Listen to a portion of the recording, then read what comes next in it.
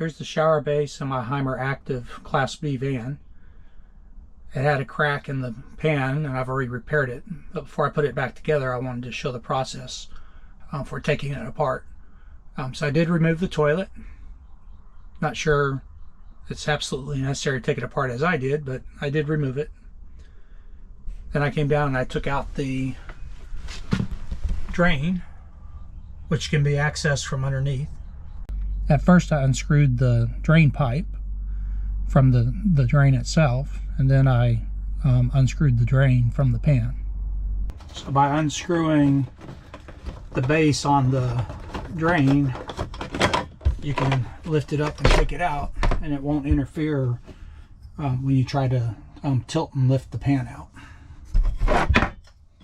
Okay, this next part was a little challenging because you have to tip the pan up and pull it backwards as you're doing it to clear this edge over here.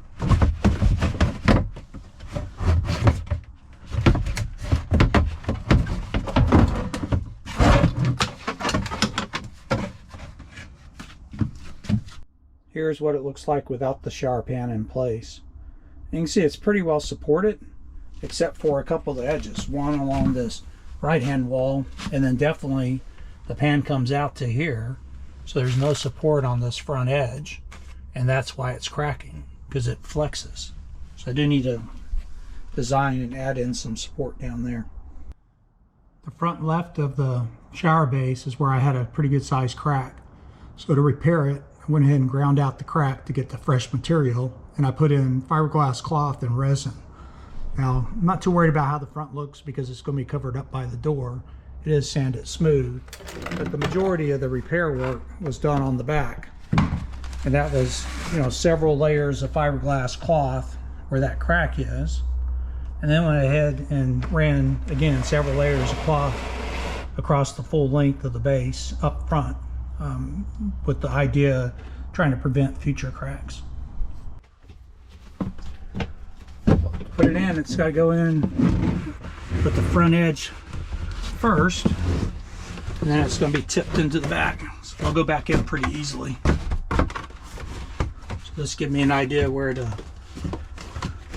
put in the reinforcements up front. What I plan on doing to add reinforcement, because this whole front edge is allowed to flex, and that's what's creating the cracks. So I just plan on adding I'll cut a piece of plywood that'll go along the whole edge up front, and that way it'll eliminate the crack. So pushing down, there's no flex right now. So I'll go ahead from one edge all the way to the other is to do the plywood. All right, I cut a piece of plywood to put underneath, and I put some kerfs in it so that it would bend around the radius of the shower base. So I'm going to try to put it in.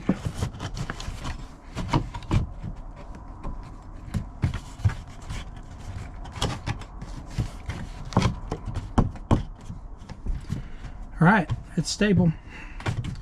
That should provide enough extra support it doesn't break.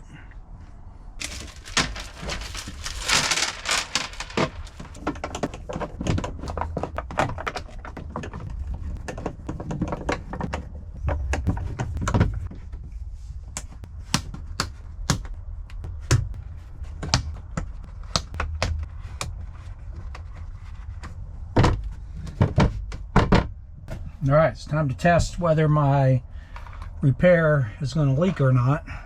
I can't really fill it all the way up because there's the cutouts around the metal that are not sealed yet. But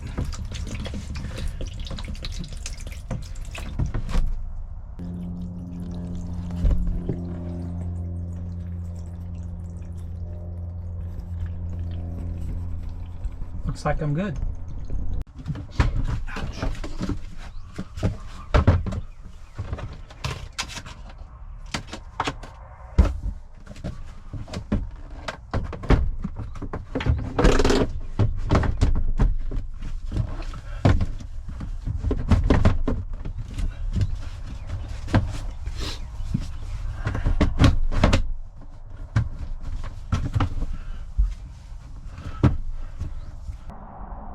All right, so the toilet's in.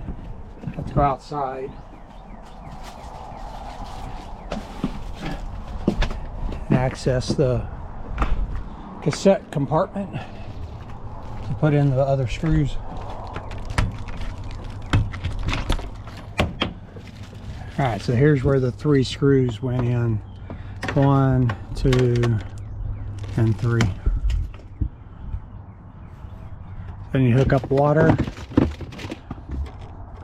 and then the electrical goes up into the cabinet.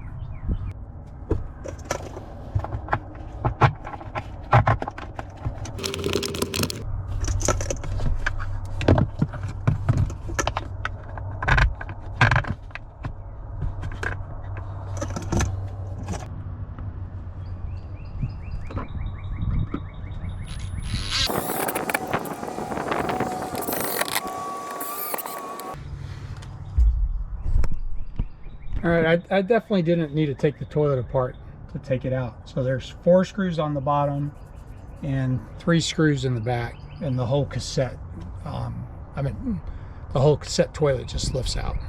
So unfortunately I took it apart, so it was extra work, but interesting work.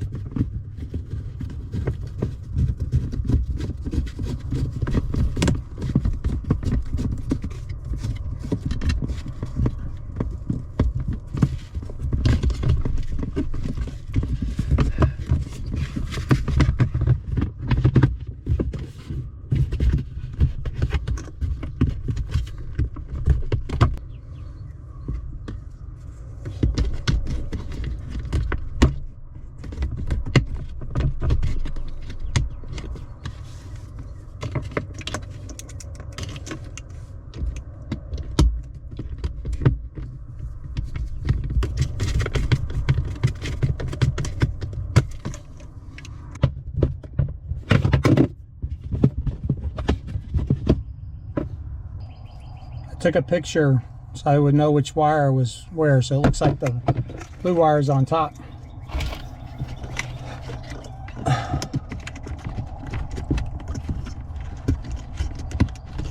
And brown wire's on bottom.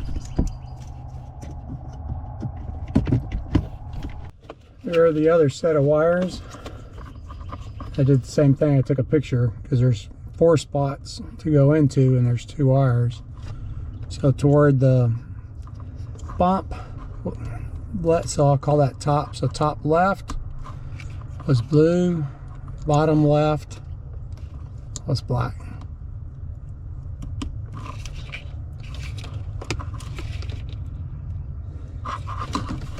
All right, then the last set of wires goes inside to the control panel. So I gotta push these up in there and go inside and see if I can grab them. So the control panel is removed just by squeezing the two sides.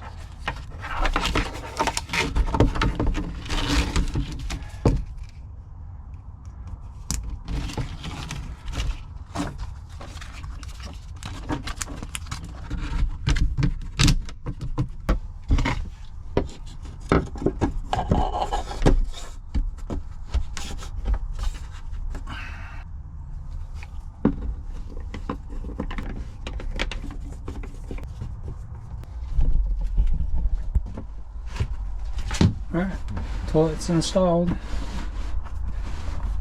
like it rotates freely, no problems. So now time to put the curtain in. That's not going to be a lot of fun. Or it's just, I said curtain, but the shower door.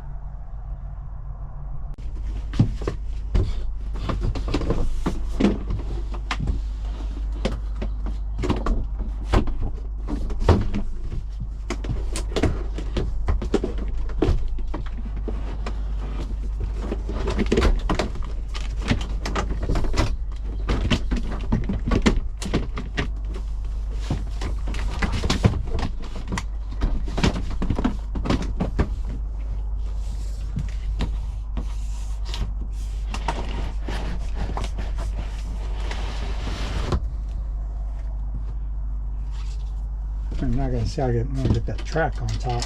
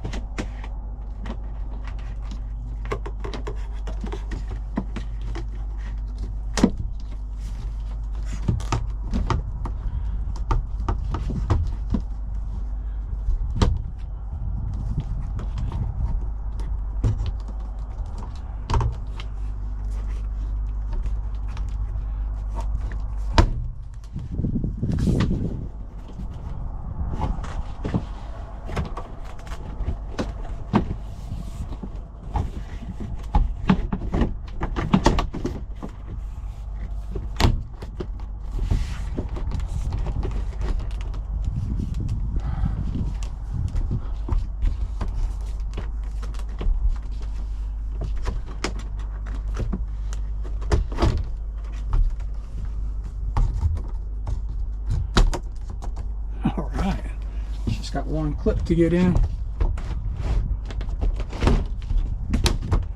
It's in. I just need to screw it in place.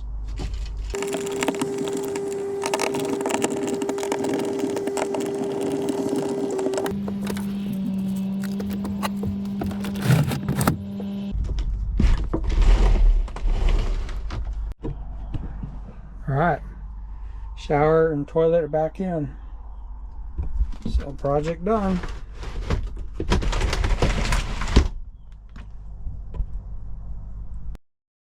Before I put the toilet back in the van, I'm going to show the points where it was screwed to the floor in the back wall. So I took the toilet all the way apart. You might not need to do this. Alright, so there were four screw holes. 1, 2, 3, and 4 that went to the floor. And then in the back of the toilet, it was screwed to the back wall from the back side. 1, 2, and then 3 locations. So I'll show how I took it apart here in a second. I have the base of the toilet turned upside down because it'll be easier to explain how the rotating top fits in. So once it's in, there's clips that hold it in place, and these clips come in and then they have to be rotated to lock in.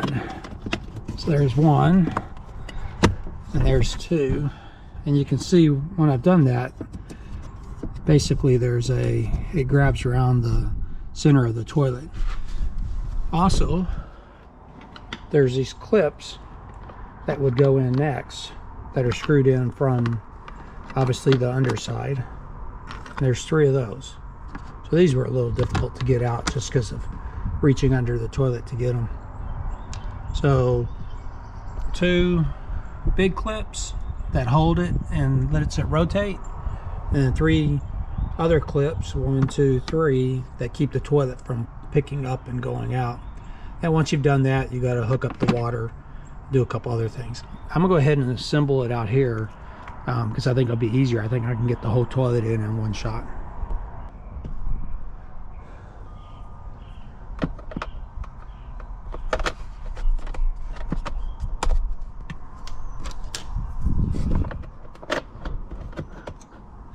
To get that third one in, I'm gonna have to rotate it. So I'll go ahead and put screws in these first couple of them to get them started.